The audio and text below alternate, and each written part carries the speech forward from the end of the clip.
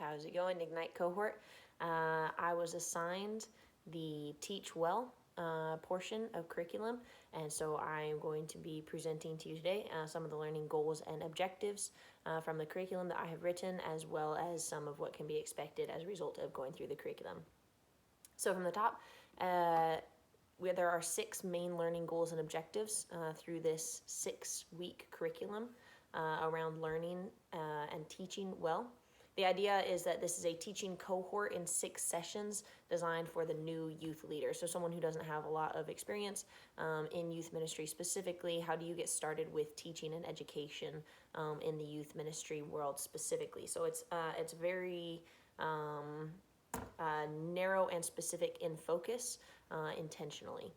The first of the learning objectives is knowledge. The student of this cohort, the student of this 6-week session, will gain knowledge or remember the purpose of Christian teaching and education in church gathering spaces. And as an aside, a lot of the 6 pieces were drawn directly from Bloom's taxonomy. The second point is understanding. The student will be able to discuss and understand the fundamentals of Christian teaching and education. The third is implementation. The student will gain practical means by which to apply their new knowledge. The fourth is analyzation. The student will be able to accurately analyze their current skill set and the context in light of the goals of Christian education and teaching. The fifth is evaluation. The student will be able to evaluate their own Christian education and teaching experience as a means by which to practice self-awareness needed to grow their own leadership. This one I put a significant amount of weight into. And the sixth is creation. The student will get next steps by which to create more whole learning and educational experiences and content. It's worth pausing here to note 2 quick things. The second is that I put quite a bit, considering this is a course designed for new leaders, and over the years of experience I've had in training new leaders to youth ministry, I put quite a bit of emphasis in the idea of developing yourself and creating healthy habits of learning and self-awareness, as I've just seen so many young leaders come in and not have an exposure to a curriculum like this, and developing bad habits that, while they gained a lot of technical skill down the road, they didn't have the self-awareness to continue to teach well because they didn't have healthy habits around both leadership and self-care, which is the integration of the 3 is what we spent a lot of time on this quarter. The second piece to note is that while knowledge, understanding, implementation, analyzation, evaluation, and creation, again from Bloom's taxonomy, were the 6 purpose and objective points of my curriculum, it is not necessarily the order in which the 6 sessions move in. These are overarching themes that tie the 6 together. That being said, I have now the 6 points that are spread over 6 sessions, most likely in weeks at a time.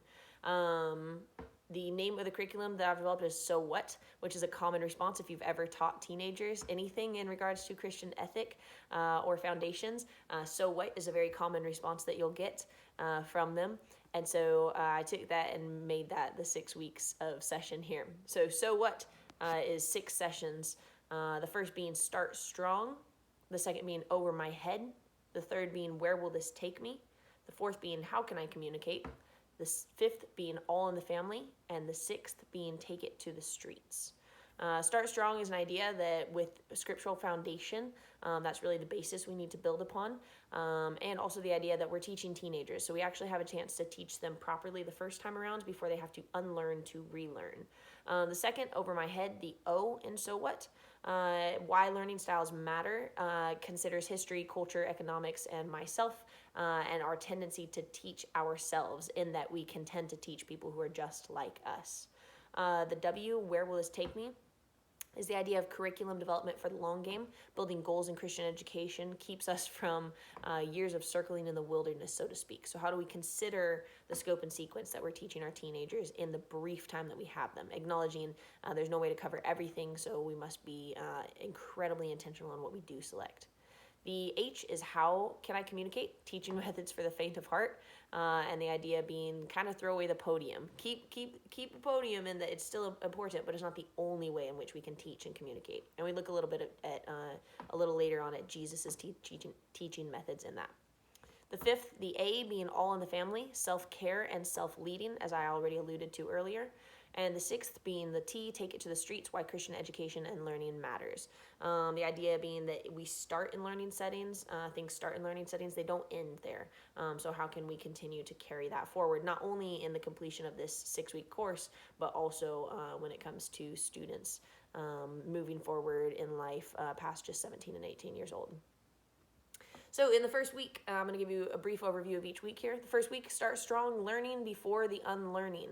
Henrietta Mears, who discipled many prominent evangelists in the mid-century 1900s, in the early 1900s, said, "It's our duty to do all we can to introduce every generation to Christ. Let the Bible fill the memory, rule the heart, and guide the feet." In this week, I scoped through Pasmino's text, Foundational Issues in Christian Education, and the idea that we must teach from a basis or authority. There's a brief case study for the students going through the So What curriculum to break into teams of 3 and 4 and talk about a student who did not have an understanding of faith that was broad enough by the time she was a senior and ended up running away, getting involved with witchcraft. The idea is, hey, what was missing and how can we look at our settings and also notice what is missing before it's a reactive understanding of that. I also cite Pastoral Care, a postmodern approach, which some of you will remember from previous classes. And the idea that all people are similar in some respects, like others in some respects, and different in some respects. And we must, in development of curriculum and our basis of authority, understand that while we're all coming from a same place of growth, we are approaching it from very different perspectives. That's the general gist of week 1.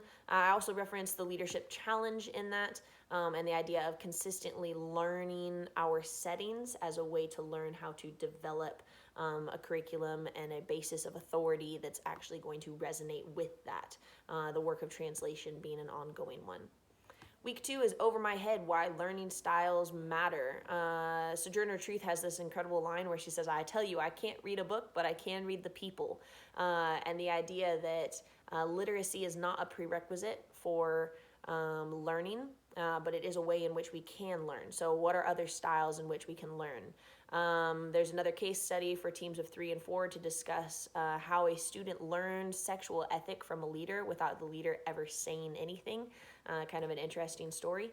And then I cited both Psychology Today and Learning Styles by Lefevre in regards to the different styles of learning that we have. So the dynamic, innovative, common sense, analytical, left brain, right brain, limbic, cerebral, all things that we've been talking about all quarter long, and how those affect our ability to learn, how it's very easy for us to get super narrow-minded in how we learn ourselves, and how as teachers the responsibility is upon us to make sure we're inclusive in that.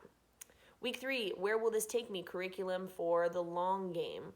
Talking about opening with a case study of a student who goes away to college and instantly starts flipping switches in what they believe simply because they felt they didn't have the backing to really understand or express or explain or defend, even to themselves, things that they knew they believed before. Referencing Foundational Issues in Christian Education, again, Pasmino figures, one of Pasmino's figures around the educational tasks of the church, the work of the community, service, advocacy, worship, and proclamation. A lot of those words are in Greek, and I will mispronounce them. But the idea, again, here being we must develop a holistic integration. And I get into integration, I believe, in week 5 again. The idea of integration being absolutely crucial for, again, meeting teens where they're at. This is such a specific piece of a teen's life, and it's absolutely crucial that we are very, very explicit and clear in not only where we're trying to get teens to go, but how we're going to meet them where they're at and how we're going to translate these concepts into pieces that they can get where they're at.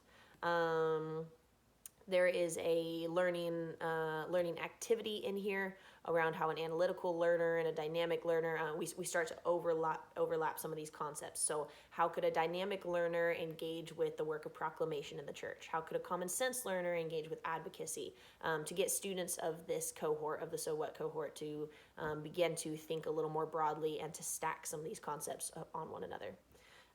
Week 4, how can I communicate? We go into teaching methods, again, building on the learning styles. Here we get more intentionally into Bloom's taxonomy. I also cited The Lost Art of Listening, again, another familiar text for many of us. And the idea that in The Lost Art of Listening, he goes into adolescent relationship between parents and teens and what we can learn from that as leaders.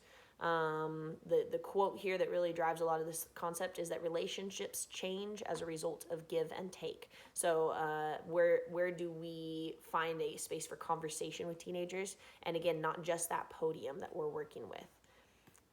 Week 5, All in the Family, self-care and self-leading, maybe my favorite week to write. I got heavily into integration here. Soren Kierkegaard had this line where he said, "Our life always expresses the result of our dominant thoughts." Very poignant, very challenging.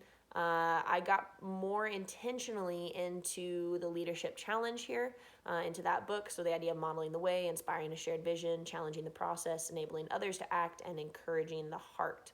There was a line, again, from a Fuller Studio article that says, disciplines don't integrate, people do. So how are you doing the work of growth and change? I put in here a conflict styles assessment test so people can start to, the students of this cohort can start to think about how they respond to change and style, etc. And then week 6 being Take It to the Streets, Why Christian Education and Learning Matters. This week is very, very self-reflective, very focused on your context and very focused on, hey, through prayer and discernment, how do you take the next step? The driving line of this week is God could have chosen anyone in the world to lead your community, and he chose you. Why? I reference a handful of other curriculums for examples of how they've made it work. And then the closing piece of this So What cohort is a pretty significant breakdown where groups take a gospel each, Matthew, Mark, Luke, or John, and they ask where they see Jesus model some of these learning integrations and teaching integrations and Christian education integrations that we've been learning for these 6 weeks. So how did Jesus use an integrated model of learning? How did he employ diverse learning styles? How did he figure out what curriculum to cover in just 3 years that would give the future leaders of the church the full scope and sequence they needed to build this massive church that he was going to do through his might and power? Thanks for tuning in to So What, and hopefully this is a helpful resource that would give new youth leaders an ability to teach a little more poignantly and a little more thoroughly with some style and some grace that they didn't have before. Can't wait to see you all in September.